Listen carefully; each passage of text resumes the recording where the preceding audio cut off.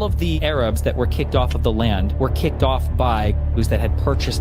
So basically, this was a debate on who was really trying to move towards peace, and like who was like faking that land. All of the land that was taken prior to 36 was purchased by It was not. purchasers of land. It was. It was stolen. There was no land that was conquered. No, there was no stolen land. It was all purchased from prior owners. This is precisely why the Palestinians rejected the 1947 partition plan, because on top of that, they had been killing people, they'd been stealing land, the Peel Commission was a lie, and then on top of that, they were the minority, but they wanted 56% of the land. The bottom line is this: they were the minority. So if they're the minority, why are the Palestinians going to go ahead and concede to these individuals who are violent colonists, stealing their land, killing them? Why would they agree to that? So let's start with 1937, right, with the Peel Commission. So with the Peel Commission, basically the Israelis were going to get 20% of Palestinian land, which was, you know, most of the coastline and most of the fertile agricultural land. And we're going to see a trend here where when the Israelis negotiate with the Palestinians, well, before it became a state of Israel, but the Zionists, the colonists, it was never really in good faith. And what it was they were trying to get the best land and the most fertile land where they would basically be able to control the farming. Sure. Can we real quick on that? Yeah. So my understanding is that most of the fertile land would be kind of like West Bankish area, and then the rest of what would have been given to Israel, at least in Resolution 181, which I think mapped pretty closely onto the I'm talking about Peel like the right now.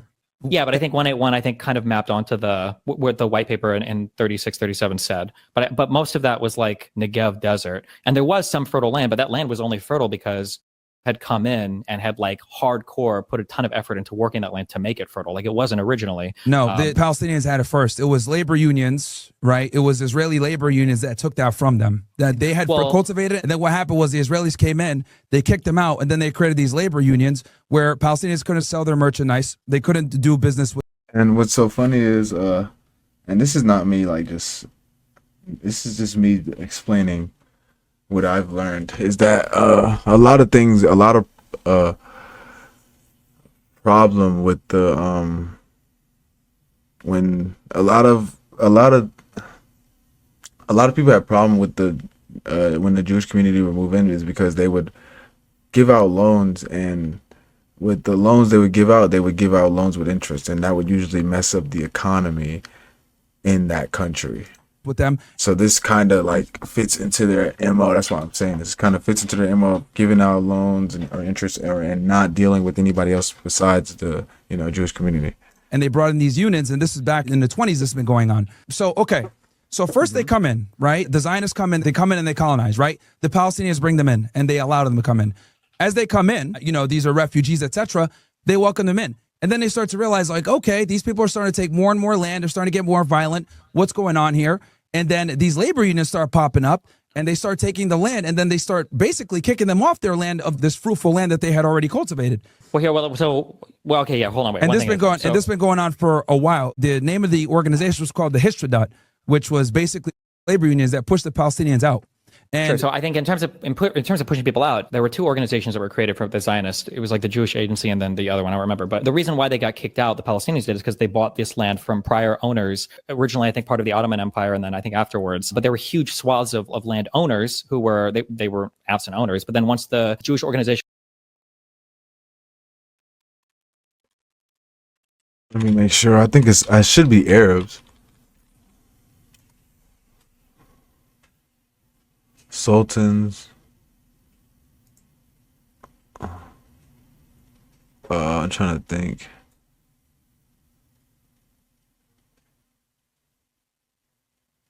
Oh, Ottoman Empire, position in Islam. Yeah. So Islamic Arab people had that. And then let me reverse what he said.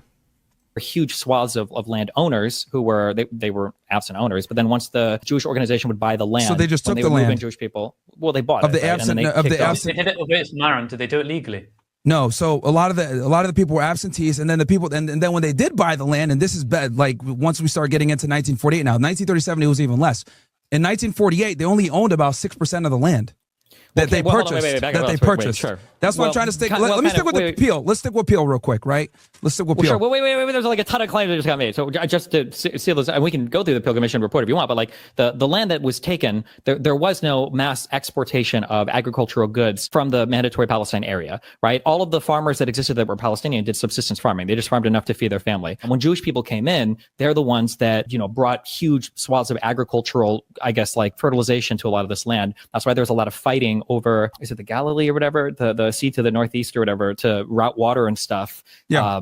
That they had to fight with Syria. I think in the 60s, they fought like a big water war basically over diverting water. But that land was nowhere near as fertile, or it wasn't really, used much at all until came in and started working that land and then started to like make it more agricultural. Yeah, but they stole it. The point is that well, that's they didn't cool steal that it, though. They bought it. They bought it. No, they did not buy it. When we get into the 1947 partition plan, they had only owned about 6% of land in 1947.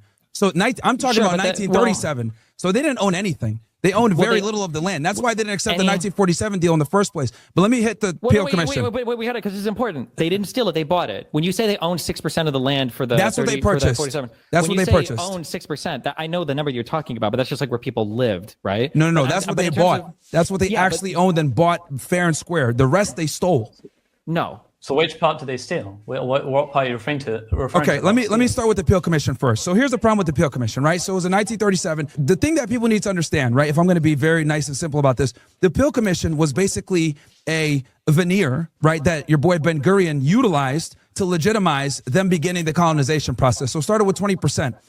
Now, how do we know this? Ben Gurion himself wrote letters to his son admitting back in October of 1937 that they were going to start doing these exercises of diplomacy, but the goal from the beginning was always to take the entire land. And that's irrefutable. This is his own letters to his son. So they feigned diplomacy in the beginning with the Peel Commission, and then they continued it on through the 1947 Partition Plan, the Camp David Accords, and it continued on throughout the entire time. Oslo Accords, and we could go through all of it. But the Peel Commission was the beginning of the lie, where they would start to go ahead and start to take the land aggressively. It was the plan from the beginning. So everything was feigning diplomacy.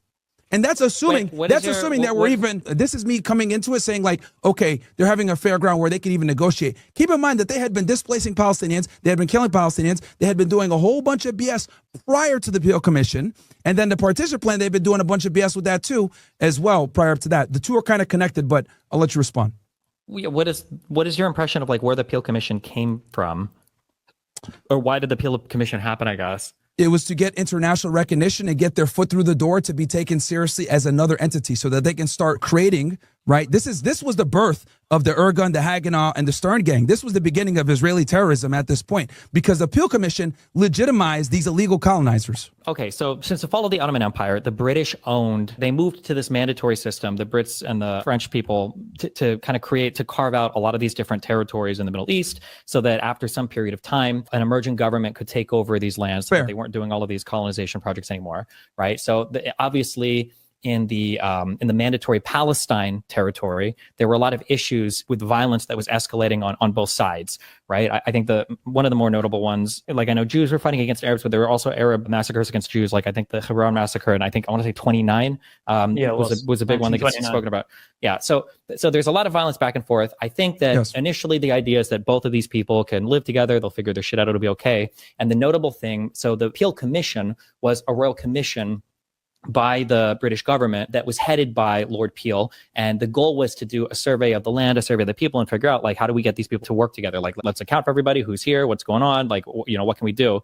And I think the Peel Commission was notable because for the first time, the recommendation was these two people probably can't coexist in the same state. And that was a big deal at the time because nobody considered up to that point that it was going to have to be two separate countries. Now, that wasn't how any of the mandatory period worked. But this was at the behest of the British. This wasn't like a Jewish plan. Sure. Yeah. Now I don't dispute. I agree with you, Destiny, that I believe also that the Brits came in good faith because they knew at some point that they were probably going to need to figure out some kind of plan to get rid of this land and do it in a peaceful manner. What I'm saying is that the Zionists and what would later become Israel did not approach this in good faith. They came with it precisely for what I said before to, hey, look, international community, we're doing diplomacy. We want to work with the Arabs. But the plan from the beginning, and this is from Ben Gurion himself, the plan from the beginning was always to take the land in full. Just do it. Well, sure. Do I mean, yeah, but I mean, like that. So you can't negotiate. That's sabotaging peace. They never wanted peace. Same thing with the Palestinians, though. Well, okay. Well, realistically speaking, it was their land from the beginning. You got a bunch of colonizers Exactly. Well, yeah, from sure, but we Eastern can Europe.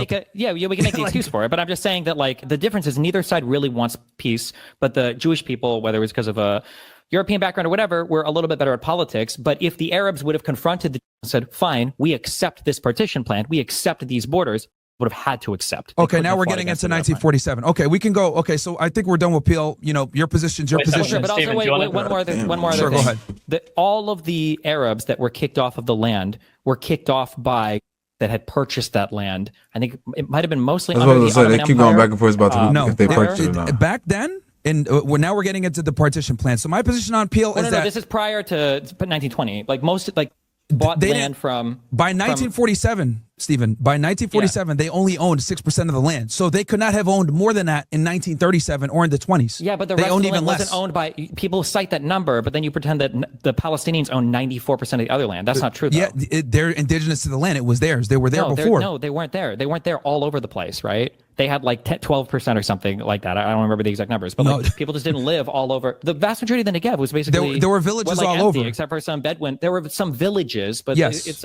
but not like villages. It was Steven, villages who of owned- subsistence Who farmers. owned People. who owned most of Palestine then at that time? Nobody did.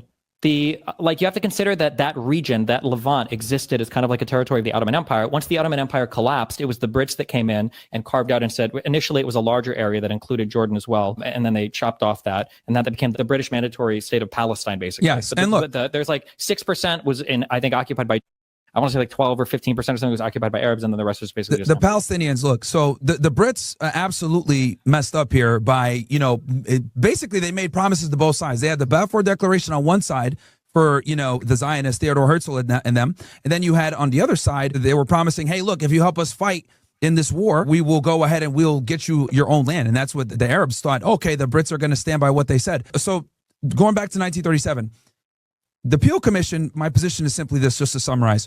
Ben Gurion, the chief negotiator, the head Zionist here, who would later become the prime minister of Israel, the first prime minister, he negotiated in bad faith. This is proven by letters that he wrote to his son in October 5th of 1937, admitting that the goal was just to enter the negotiations that the Brits had set up with the Peel Commission to give them legitimacy as going from violent colonizers to a potential agreement where they could be taken seriously politically. And he used that. I just think we have to do this. He used that. Hold on. Let me finish. Let me finish my thing. Okay. I'm just giving you my summary on Peel Commission. Then you can give yours. Then we'll go to 1947. So he entered the deal, right? Or he entered the agreements with the Palestinians with the ideology of we are going to expand. We don't care about what they really want to do. We're just going to go ahead and accept this where it's 20%, but we're going to get all the fertile land. We're going to get all the coastline, and we're going to continue doing what we're doing. We're going to keep using our labor unions. We're going to push them out. We're going to keep kicking them out as much as we can, and then, revisit this later, which they always use that to their advantage. So my argument with the Peel Commission is they used the Brits, the Peel Commission, to create the veneer of legitimacy, but the whole time, and we know this from Ben Gurion's letters,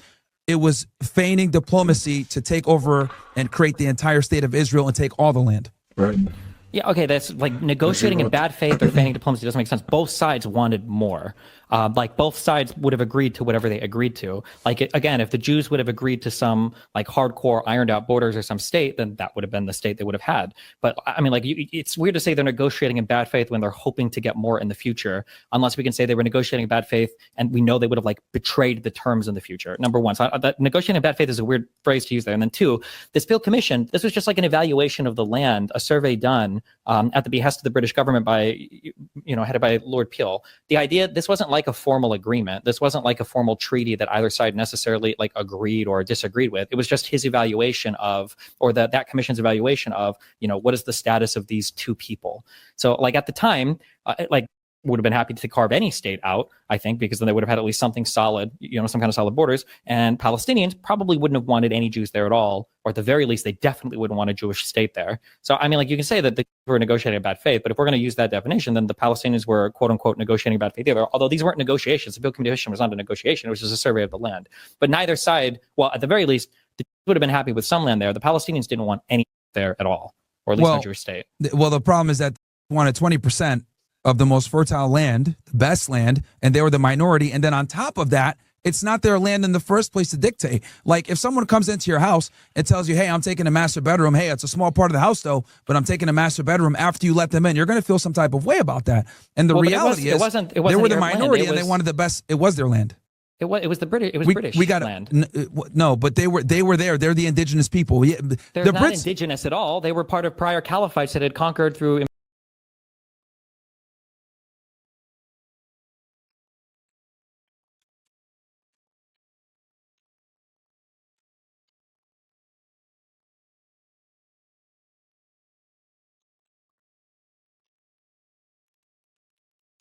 Might not get that.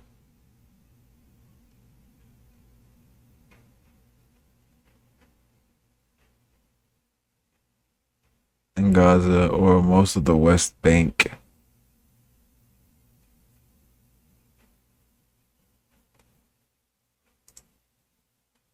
Myth.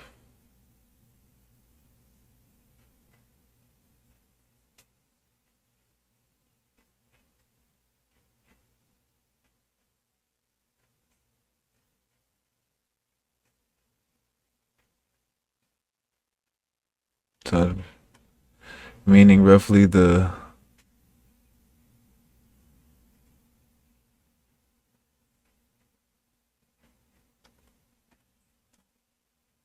like, okay. Okay.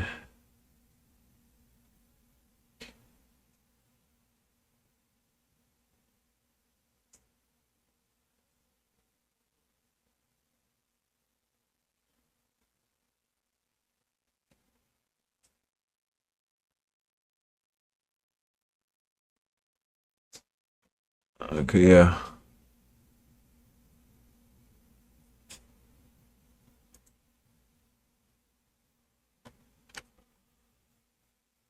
Yes, studies on the origin.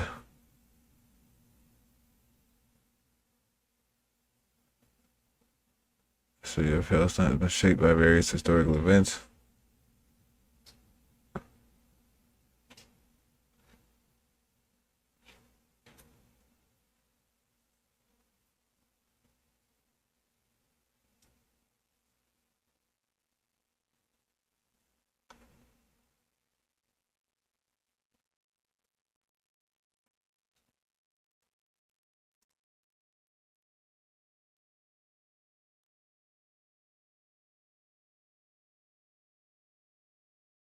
Since the creation.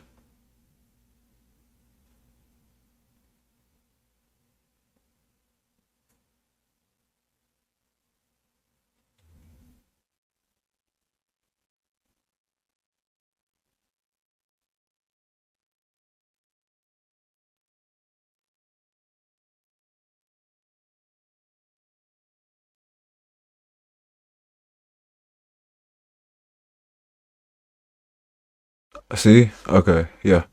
So they were there. That is their land. Imperialism, that area, but the land was owned by the Brits. It was the British mandatory for Palestine. We have Eastern Europeans, literally from like Russia, Ukraine. It's He did say, Destiny did say earlier too, when Brit was occupying it, they was occupying it waiting for the government of that land to take over or like to figure something out. etc. That's what a lot of these Zionists were. They were all majority Eastern European coming into land that they have no ties to from a bloodline, anything like that, coming in saying like, we're going to settle and colonize. Obviously, the people that were there originally are going to feel some type of way. And then on top of that, they wanted 20% and they wanted the best land. So we can say that people felt some type of way, and I agree with you. They did feel some type of way, yeah, for sure. And they rightfully definitely felt so. like they had, well, you could say that. But again, all of the land that was taken prior to 36 was purchased by Jewish It was not. purchasers of land. It was. It was stolen. There was no land that was conquered. No, there was no stolen land. It was all purchased from prior What do you owners. mean, Stephen- Myron, didn't the Zionists go over and buy land from landowners, absentee landowners? No, even with the absentee landowners. That's what I'm trying to explain to you guys. Now we can go to the 1947 partition plan. We talked about the Peel Commission. Fine. Now we're going to get into the partition plan. The partition plan, that deal was Well, insane. how can we move on from this? I don't know. Jews conquered land. They didn't even have like a military army or anything. They conquered land from Arabs prior to the Peel Commission. No, it just didn't happen. No, the Peel Commission gave them the legitimacy to start creating their own paramilitary forces. That's what I'm saying. The Peel Commission gave them the legitimacy, right? So that they could go ahead and create these organizations. Prior to 36, they bought land from prior landowners. There was no conquering. Okay. No, So I don't know how, because even in the Peel Commission doesn't say that they and even if they land. even if they did buy the land, I'm telling you, by 1947 they only owned about 6% of the land. And this is a big point. This is precisely why the Palestinians rejected the 1947 partition plan, because on top of that, they had been killing people, they had been stealing land. The Peel Commission was a lie. We knew that. And then on top of that, they were the minority, but they wanted 56% of the land. And so notice how the Peel Commission went from 20 to 56%.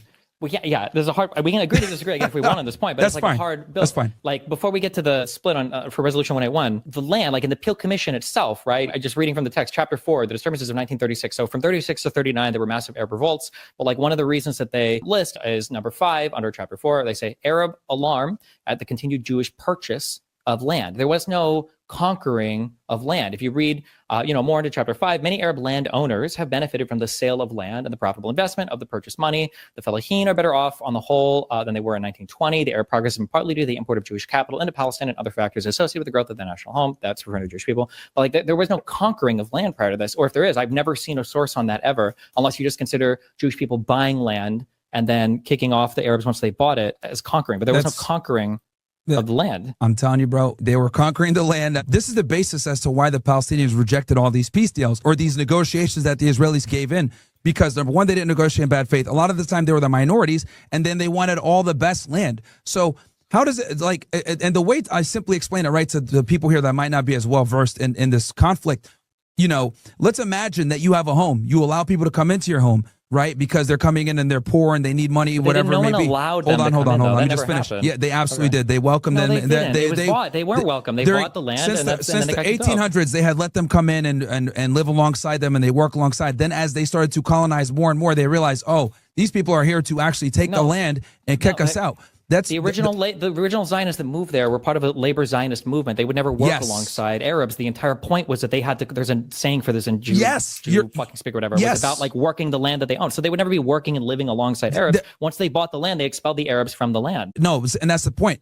A lot of the times they did not buy the land, and then on top of that, they put these labor unions, which I literally said earlier, right, where they would push the Palestinians out and not let them sell their produce or only do labor, where they would only do business with each other. So they push these guys out. That's what I'm trying to say. This is why the Peel Commission was a bunch of BS. And these labor unions had been doing this for a very long time. So of course the Palestinians are going to be like, we're not going to accept anything with you guys because you guys are coming in and stealing our land. You guys are pushing us out of our... We can move to the next point. All right, let's go to 47. Wait, just real quick. I'm just going to ask for one thing. I don't do this in general debates, but I'm just curious. Sure. Okay. And if you don't have it on hand, that's fine. But like, what is our source here for like stealing the land? Like if we had to think of like one, because I mean, the Peel Commission itself doesn't refer to this. I don't think any of the prior white papers, because I think there were 5 or 6 prior to this. Oh, you're you're Googling, you're using AI right now? I'm debating you and AI? Okay. No hands up right now. I'm not using AI. The only thing I have on my screen right now is the text of the Peel Commission refer to make sure that I'm not missing anything in there. Sure. Okay. You keep referring to buying stuff and stealing it and kicking Arabs off. That's not true. If you wanted to make the argument that there was some illegitimate purchase of land, the only thing I could possibly think of was that in the Ottoman Empire, but this also contradicts your other claim of the Arabs allowed to live next to them. That's not true. They brought them in as guests. No, they didn't, because the Ottoman Empire actually explicitly forbade the purchase of land in the Ottoman Empire. So if you wanted to make the argument of illegitimate land purchases, sometimes Jewish foreign companies would have to create shell companies to buy this land from absent Arab land owners and then do it that way, because the Ottoman Empire wouldn't actually allow Jews to purchase the land before the collapse of the Ottoman Empire in 1917. That's why I know that claim can't possibly be true. They absolutely didn't welcome them in. Number one. Number two, Myron, there was back and forth. What's your source for that? That the Ottoman Empire didn't allow the purchase No, of... not for you. I'm asking Myron. Yeah, Myron, what's your source that the Jews I'm just curious what this... Yes, they had I'm no talking military, about... they had no forces, they had no arms. There's no way they could have fought and conquered land from the Arabs. If you look at the partition plan, the big reason the Arabs, the Palestinians declined the partition plan is because the Israelis only legally owned 6% of the land. So if they only legally owned 6% of the land that they purchased, how the hell are they going to have all this land prior in 1937 or 1920s? Just work our way back chronologically. 1947, how much land they do you reject think the the Arabs partition owned? plan. They owned it. It's theirs. It's not theirs. It was theirs. British. It was the British Palestine. It was the British mandate for Palestine. It wasn't theirs at all. What do you mean? Who would they have owned And it who from? lived there? Palestinians. British mandate for Palestine. Most of it was Palestinians empty. lived there. but Bro. most of it was empty. Oh my God. Do you think that Negev Desert, even today, you can go to the Negev, it's not full of people that live there. You've got like Of course. Bedouin tribes. You've got like most people do not live there. But it's theirs is my point. It's their land. Whether no, it wasn't. Yeah. It was the Ottoman Empire's land. What do you mean? And And then it was conquered by the Brits. And the Ottoman empires are what? Arabs. Yeah, they lost the war. and their whole empire collapsed. And Oh yeah, and they were conquered by the Brits, but they are Arabs. And the Brits had it, We but it checked said that. We fact mandatory checked British that. Also, the Ottoman Palestine. Empire was technically And headed it's by Turks, to Palestinians. be clear. Whatever. Turkey. Say- But sure. Arabs, Well, whatever. careful. Sultans. The Middle It Eastern says people, sultans. Turks, a lot of Turks speak Arabic. The point I'm trying to make here is this. It's very simple. They only owned it. We know this for a fact. This is why they rejected the partition plan. They owned 6% of the land back in 1947. So there is no way that they own anything else. The bottom line is this. They were the minority. So if they're the minority, the big minority, why are the Palestinians going to go ahead and concede to these individuals who are violent colonists, stealing their land, killing them? Why would they agree to that? And they had been The reason why they would destroying. agree is because when they did the mandate, we're skipping ahead now to the mandate. Yeah, that we'll was suggested yeah, as we'll part go of to the Resolution mandate. 181. Yeah. But the reason why is because Myron, do you have that? I still want to know if you have that source. That's why they rejected the partition plan. You can look it up. This is precisely why they rejected the partition plan. Is because they No, owned they a rejected it 'cause minority. they wouldn't have accepted any Jewish No, state. no, Would they have accepted no. 1%? 2%? No, they wouldn't have accepted any Jewish state at all. There was nothing acceptable there. Look. What I'm trying to explain to you guys, okay, is that there's a multitude of different reasons because you guys have not been letting me go into why they rejected the partition plan. The 7% is just one reason. I can go through all the reasons that they rejected the partition plan, and rightfully so, because it was a bullshit plan. And on top of that, the Israelis were conducting acts of violence and destroying villages all over the place. Women, they're destroying the villages. They were killing a whole bunch of people, stealing land, like the Ergun Haganah and the Stern Gang. We had terrorist organizations running a rampage all across. Why the hell would they accept any type of deal with these guys? They were destroying them and killing them.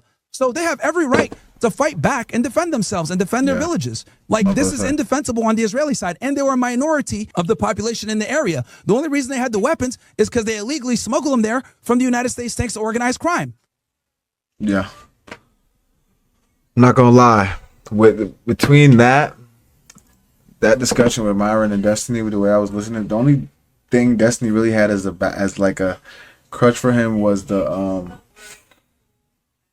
purchased the land and then steal it. But like Myron said, how can you purchase the land if you only had 6% in 47? What did you purchase back then? If you would have purchased it, it would have been on record that you purchased it. You would have had more in 47. So yeah, I'm definitely leaning towards Myron's side on that debate because, like I said, the only real crutch right there that Destiny had was that they bought the land, or if that's the only thing that was saving Destiny, if they bought the land or if they stole the land. But in reality, they stole it because with the land that they bought was only 6%, and that was in 47. So how did they have so much? Like what Myron said, how would you have so much land if you're buying 6% in 47? How do you have so much land in the 20s and the 30s if you buying shit and only 6% in 47, in the 40s? So, yep. That was a nice little debate between Myron and Destiny. They were going at it.